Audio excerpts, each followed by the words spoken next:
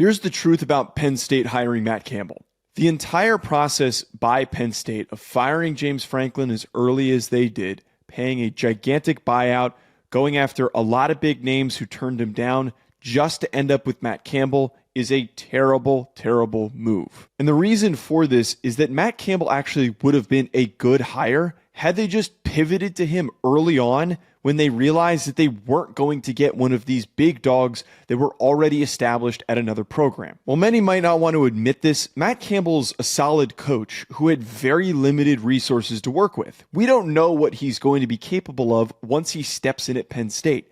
He had an overall record of 72-55. Iowa State was consistently one of the better teams and at some points the best team in the Big 12.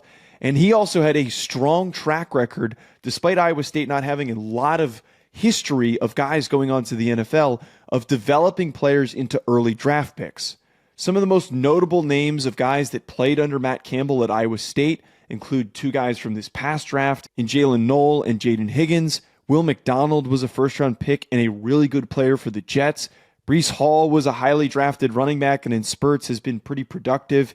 Brock Purdy is the starting quarterback for the 49ers and completely outperformed expectations.